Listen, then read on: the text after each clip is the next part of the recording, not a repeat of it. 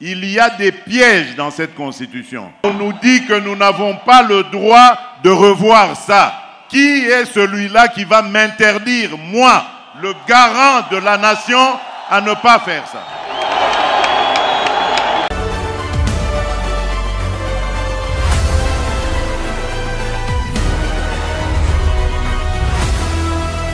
Révision constitutionnelle, changement de la Constitution, quels seraient les diagnostics qui conviendraient le mieux? Disons mieux que les narratifs qui conviendraient le mieux aux Congolais. On révise ou on change? Révision de la Constitution, la loi des lois, la loi suprême. La Constitution prévoit son article 218, sa révision. Le changement, eh bien, nous sommes encore en train de chercher. Vous le suivez de partout à travers le monde, nous sommes très heureux de vous présenter ce regard de fait en ce jour. Avec plusieurs questions, notamment l'actualité qui est dominée ici pour ce numéro de la spécialité de regard de fait par la conférence des gouverneurs, tenue par le président de la République démocratique du Congo, Félix Antoine Tshisekedi Tshilombo. Le président de la République s'est entretenu avec tous les gouverneurs à l'issue d'une rencontre de haute portée nationale au Tanganyika, la capitale mondiale du lithium. Le lithium est produit là-bas. La question du développement de nos provinces est intrinsèquement liée à celle de la gouvernance. Chaque gouverneur doit véritablement s'engager à instaurer des pratiques qui privilégient la transparence, l'efficacité et le respect.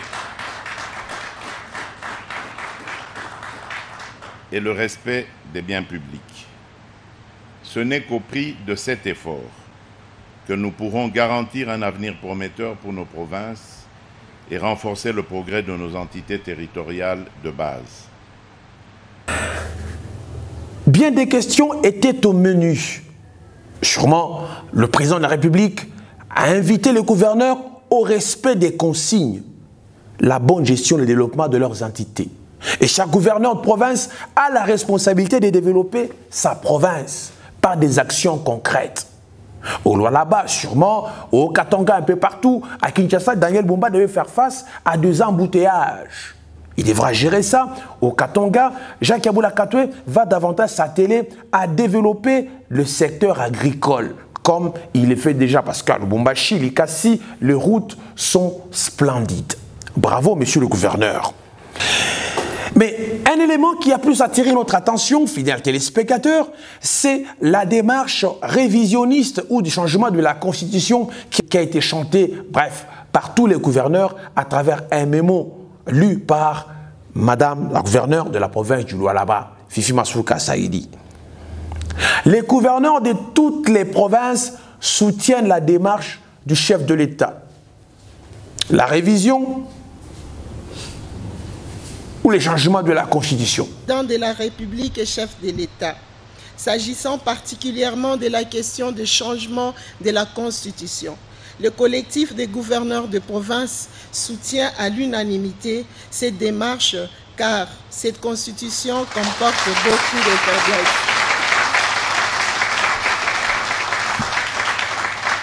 Merci. Car s'agissant particulièrement de la question des changements de la Constitution, le collectif des gouverneurs de province soutient à l'unanimité cette démarche car cette Constitution comporte beaucoup de faiblesses et invite la population à soutenir ces changements légitimes et salvateurs.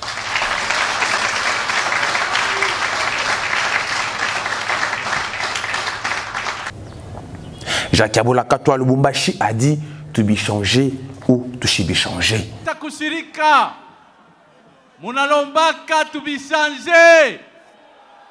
Jovile, kama ni kubishanje tumifanye nini? Mswahili tunasema kama ni kubigeuza tumifanye nini? Mfrancais tunasema kama ni kubishanje tumishanje. Asante. Nous allons laisser à présent, mesdames, mesdemoiselles et messieurs, vous laisser suivre la lettre ouverte adressée au président de la République, par un de notables des communicateurs du parti présidentiel sur la situation de la province du Tanganyika, la capitale mondiale du lithium. Nous allons suivre cette lettre et je vous retrouverai après pour boucler ce regard de fait. Lettre ouverte à son Excellence, Monsieur le Président de la République démocratique du Congo, avec mes hommages dus à votre rang. Son Excellence, Monsieur le Président, le Tanganyika, via Kalemi, vous accueille pour la première fois en tant que Président de la République et chef de l'État. Ce voyage de mémoire est historique pour la première conférence des gouverneurs est une occasion donnée à tout le monde, à tout patriote, de vous souhaiter la bienvenue dans la province, capitale mondialement reconnue du lithium. Il sied de rappeler que vous avez atterri pour la première fois à Kalemi en tant que candidat à la présidentielle de décembre 2023. Votre campagne s'est soldée positivement par votre investiture en tant que magistrat suprême le 24 janvier 2024. Ainsi, pour le second mandat glané, vous avez rangé la République sous la bannière de l'Union pour le développement et le progrès social.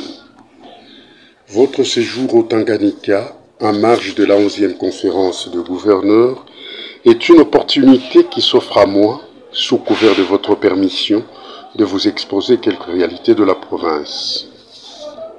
Le projet de développement de 145 territoires a été lancé en mars 2023 à Kabimba.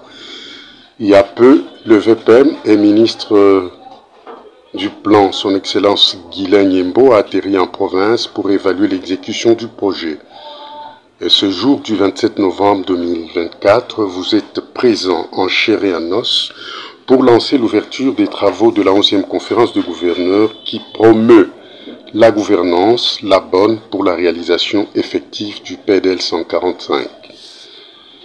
À vrai dire, le Tanganyika est dans sous-développement qui ne permet pas de se résigner ni de taire sa répugnance personnelle.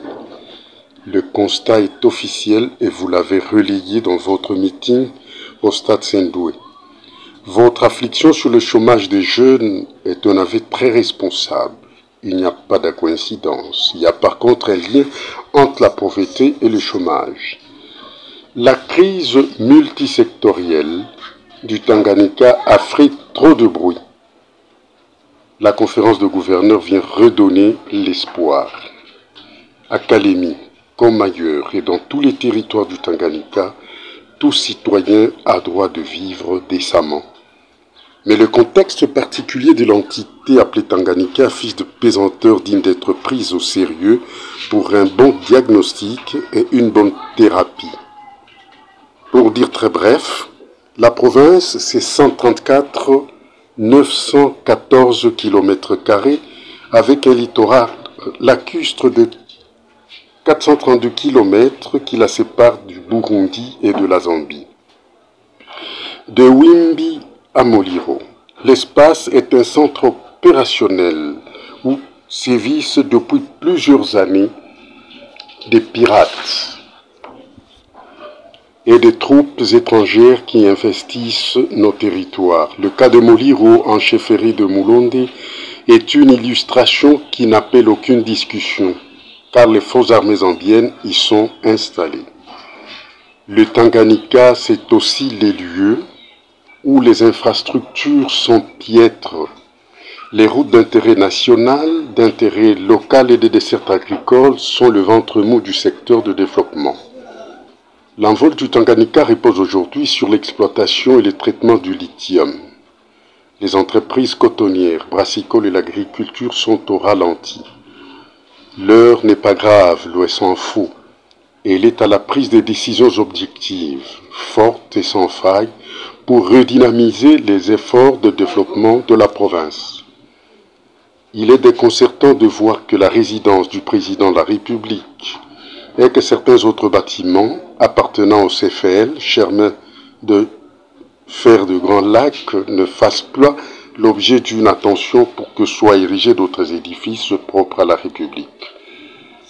L'État, au travers de la Constitution, notamment les articles 200 et 202 peut y veiller. En effet, l'article 200 stipule que la mission de la conférence des gouverneurs consiste à émettre des avis, de formuler des suggestions sur la politique à mener et sur la législation à édicter par la République.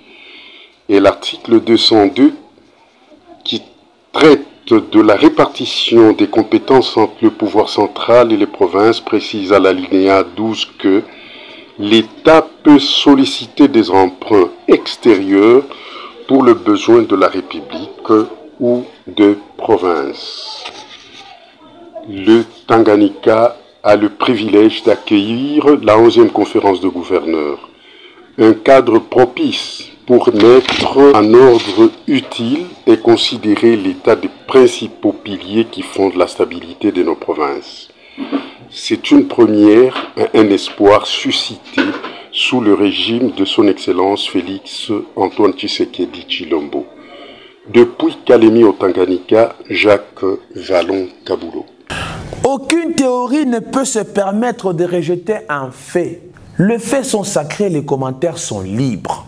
Il y a un fait à l'ICACI, c'est que les enseignants, certains pour la plupart ne lisent pas et par conséquent les étudiants aussi ne lisent plus. Il y a une bibliothèque à l'ICACI, mais il est fort malheureux de constater que les gens ne viennent pas lire. Faut-il fermer la bibliothèque parce que vous avez demandé la bibliothèque, nous avons crié et puis on a amené la bibliothèque. Finalement, les gens ne viennent pas lire. Donc nous demandons à la population de la ville de l'ICACI de venir lire. Il y a des livres, c'est riche, c'est riche.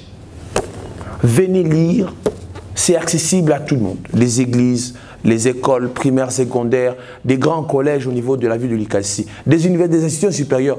Aucune université ne peut exister sans bibliothèque. S'il n'y a pas de bibliothèque, nous, on va commencer à les dénoncer. Il s'en est fini pour aujourd'hui.